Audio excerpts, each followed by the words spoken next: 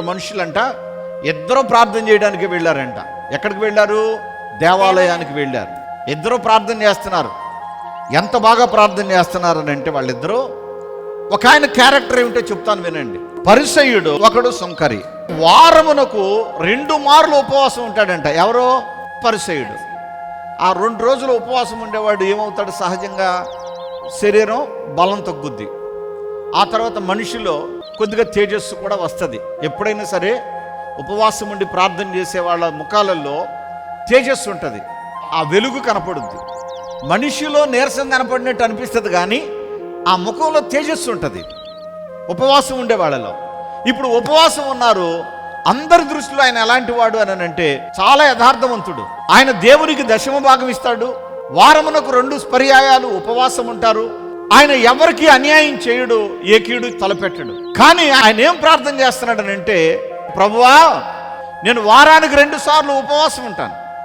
అంతేకాదు ఆయన ఎంత సంపాదిస్తున్నాడో సంపాదించే దాని అంతటిలో దేవునికి 10వ భాగం ఇస్తున్నాడంట ఆయన. ఇప్పుడు చెప్పండి, ఆయన మంచివాడా కాడా? అయితే ఆయన ఒక మాట అంటున్నాడు చూడండి, చెల్లించుచున్నానని తనలో తాను ప్రార్థించుచుండెను. తన అంతరంగంలో అనుకుంటున్నాడు. అంటే నేను దేవునికి నమ్మకంగా ఉంటున్నాను అనేటువంటి తృప్తి ఆయనలో ఉంది. కానీ ఆ తృప్తిలోనే ఒక అతిశయం కనపడతా ఉంది. ఒక అతిశయం. మీరు అందరూ గుర్తుపెట్టుకోండి, దేవునికి వారం వారం ప్రార్థనకు వచ్చేవాళ్ళు, వారానికి ఒకసారి ఉపవాసం ఉండేవాళ్ళు స్త్రీలలో. మీ యజమానులు బాగా బ్రతకాలంటేనమ్మా స్త్రీలు ఏం చేయాలి తెలుసా? వారంలో ఒకసారైనా ఉపవాసం ఉండాలి. మీ బ్రతుకు తెరువు బాగుండటానికి, మీ యజమాని క్షేమంగా ఉండటానికి, మీరు దీర్ఘాయుష్మంతులు అవ్వడానికి, మీలో ఏదైనా మనసులో కొన్నిసార్లు ఎదుటి వాళ్ళని ద్వేషిస్తారు, కోపం వచ్చినప్పుడు దూషిస్తారు, కొన్నిసార్లు అసూయపడతారు. ఇలాంటి కల్మషాలు ఏమన్నా ఉంటే మనం ఉపవాసం ఉండి ప్రార్థన చేసుకున్నప్పుడు ఏమవుతుందని అంటే ఆ కల్మషం అంతా మన అంతరంగంలో మన మనస్సాక్షి కడగబడినట్లుగా మనకు తృప్తి కలుగుద్ది. కానీ నేను ప్రార్థన చేసేవాడినై ఉన్నంత మాత్రాన నా ముందున్నటువంటి అతనెంత, అతను బ్రతికెంత, అసలు నాతో పోల్చుకుంటా కాళ్ళు ఏ మాటి భక్తిపరులు అని నేను అన్నాను అనుకో, అంతవరకు నేను చేసిన దాన్ని దేవుడు లేసే మాత్రం కూడా యాక్సెప్ట్ చేయడు, అంగీకరించాడు. ఇదంతా ఏమవుతుందనంటే చక్కగా గిన్నెడు పన్నీరు తీసుకుని వచ్చి ఎక్కడ బూడిదలో పోస్తే ఏమైనా పనికొస్తుందా? పనికిరాదు. అలాగే ఇప్పుడు ఈ సుంకరి ప్రార్థన, ఈ పరిసయ్యుడి ప్రార్థన ఎలా ఉందనంటే, సుంకరేమో అయ్యా నేను పాపిని, నీ వైపు తలెత్తి ప్రార్థన చేయడానికి కూడా అర్హత లేని వాడను, నన్ను క్షమించు అనేమో ప్రక్కనోడు ఏడుస్తుంటే, ఈ ప్రక్కనున్నాడు అన్ని కలిగినోడు అంటాడు నేను వానికిలాగా కాదయ్యా నేను మంచోడిని అంటున్నాడు. ఈరోజు కూడా చాలామంది ఉంటారు మంచోళ్ళు, నాకు నేనే మంచోడిని అనుకుంటారు. అనుకోబాకండి. దేవుడు ఏం చేస్తాడు తెలుసా? అని ముఖం మీద ఉమ్మేస్తాడంట. నేను కాదండి, ఆయన నీ ముఖం మీద ఏమేస్తాడు? ఉమ్మి వేస్తాడు. అందుకని అంటాడు, తమను తాము పొగుడుకొని వారికి నేనెందుకు భయపడాలి? అప్పుడు దేవుడు ఏం చేశాడంట? 2 రోజులు ఉపవాసం ఉన్నోడిని తోసేశాడు. 10వ భాగం ఇచ్చావా? తోసేశాడు.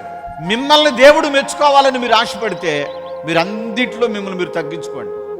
తగ్గించుకున్నప్పుడు దేవుడు మిమ్మల్ని చూసి మురిసిపోతాడు. అయ్యా మా మనవరాలు సోయి లేకుండా పడిపోయింది, కదుపుతున్నా, ఏం చేస్తున్నా, అసలు చలనం లేదు. ఆ బిడ్డ కొరకు ప్రార్థన చేయమని నాకు ఫోన్ చేస్తే అప్పుడు ప్రార్థనా తైలం పట్టుకోమని చెప్పాను. ఈ బిడ్డ తల మీద చెయ్యి పెట్టి ఉంచమని చెప్పాను. ఫోన్లోనే ప్రార్థన చేశాను. దేవాతి దేవుడు బిడ్డకు ఏ కీడు వాటిల్లకుండా సజీవురాల్లో నిలబెట్టి మన మధ్యన సాక్షిగా ఉంచాడు. వాడలకి కొడుకు పుడితే సాక్ష్యం చెప్పుకుందాం అనుకున్నాం, కొడుకు పుట్టాడు. నేను ప్రార్థన చేశాను. దేవత దేవుడి వల్ల నా కోడలికి కొడుకునిచ్చాడని సాక్ష్యం చెప్తున్నారు. పరిశుద్ధాత్మ అభిషేక అంజూర పండుగ జరుగు స్థలముల వివరములు. బాపట్లలో ఫిబ్రవరి 26వ తేదీ గురువారం ఉదయం 8:30 గంటల నుండి జరుగును. స్థలం MSR కళ్యాణ మండపం, జమ్ములపాలెం రోడ్, బాపట్ల. నా మనవుడికి 3 సంవత్సరాల నుండి ఫిడుసులు వస్తుండేవి. ఎక్కడంటే అక్కడ పడిపోతాడు పిడిసులు వచ్చి. ఇక్కడి నుంచి తీసుకువెళ్ళిన ప్రార్థన తైలాన్ని, అభిషేక స్వస్థ వస్త్రాన్ని వినియోగించడము, అలాగే అంజూర పండును భుజింప చేయడం జరిగింది. ఎన్నో డబ్బులు మందుల కొరకు ఖర్చు పెట్టాను. దైవజనుడు ప్రభు కిరణ్ అయ్య గారు చెప్పిన మాట ప్రకారంగా దేవుడు నా మనవుడికి స్వస్థత కలగ చేయాలని టీవీ పరిచర్యకు 5,000 రూపాయలు ఇస్తానని తీర్మానం చేసుకోగా దేవాతి దేవుడు నా మనవుడికి ఈరోజు సంపూర్ణమైన స్వస్థతనిచ్చాడు. ఫిడిసులు రావటం ఆగిపోయాయట. పరిశుద్ధాత్మ అభిషేక అంజూర పండుగ జరుగు స్థలముల వివరములు. విజయవాడలో మార్చి నెల 2వ తేదీ సోమవారం ఉదయం 8 గంటల నుండి జరుగును. స్థలం హనుమంతరాయ గ్రంథాలయం, ఏలూరు లాకుల సెంటర్, గాంధీనగర్, విజయవాడ. హైదరాబాద్లో మార్చి 3వ తేదీ మంగళవారం ఉదయం 8 గంటల నుండి జరుగును. స్థలం Saint Thomas Tamil church ground, Alpha hotel వెనుక, Secunderabad railway station road, Secunderabad. ఖమ్మంలో మార్చి నెల 4వ తేదీ బుధవారం ఉదయం 8 గంటల నుండి జరుగును. స్థలం మంచికంటి భవన్, సిపిఎం ఆఫీస్ ప్రక్కన, ఎన్ఎస్టి రోడ్, ఖమ్మం. ఆత్మకూరులో మార్చి 5వ తేదీ గురువారం ఉదయం 8 గంటల నుండి జరుగును. స్థలం డైమండ్ ఫంక్షన్ హాల్, బస్టాండుకు దగ్గరలో, నంద్యాల టర్నింగ్ వద్ద, ఆత్మకూరు. రేపల్లెలో మార్చి నెల 5వ తేదీ గురువారం ఉదయం 8 గంటల నుండి జరుగును. స్థలం Veeravalli Kotaiah function hall, Uppudi road, Bapatla జిల్లా, రేపల్లె. అడ్డాడలో మార్చి 8వ తేదీ ఆదివారం ఉదయం 9 గంటల నుండి జరుగును. స్థలం సిల్వ మిషన్ స్వస్థతశాల, గుడివాడ పామర్రు మధ్యలో, అడ్డాడ.